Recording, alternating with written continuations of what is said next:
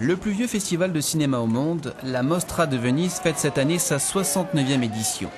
Cette fois-ci, pas de stars internationales type George Clooney, mais on verra quand même l'actrice italienne Valeria Marin, mais aussi la française Laetitia Casta et bien sûr le président du jury, le réalisateur américain Michael Mann.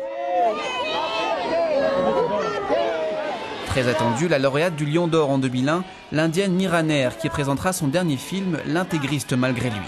Au total, 18 films sont en compétition.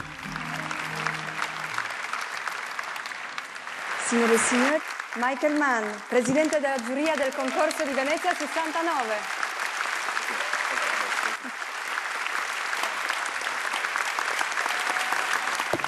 On behalf of all of us, I want to thank you for the honor. Je vous remercie pour l'honneur que vous me faites en m'invitant à participer comme juré à un événement historique et respecté et aussi excitant qu'est le Festival du film de Venise. And at the same time, very new and exciting Merci festival. beaucoup. Thank you very much.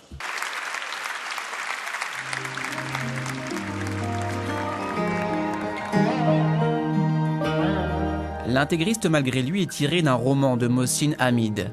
Ce thriller politique évoque la vie du jeune Changes, un Pakistanais travaillant à Wall Street, qui noue une relation avec Erika, une jeune américaine. Tout lui sourit jusqu'aux attentats du 11 septembre à New York. De là, Changes est harcelé par la police en raison de sa couleur de peau.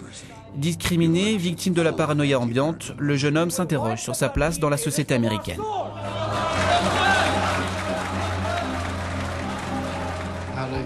Autre long métrage en compétition, le nouveau film du très discret Paul Thomas Anderson, The Master. Il raconte la difficile réinsertion d'un soldat de la marine américaine après la Seconde Guerre mondiale et son attirance pour un gourou charismatique d'une secte appelée The Cause. Spring Breakers, c'est l'histoire de 4 jeunes américaines qui braquent un restaurant pour se payer des vacances à la mer. Arrêtées par la police, elles se retrouvent en prison avant d'être libérées par un dealer. Ce dernier leur offre sa protection. En échange, les 4 amis devront accomplir des tâches pas très légales. Ce qui était au début une simple blague va devenir un véritable enfer pour ces jeunes filles.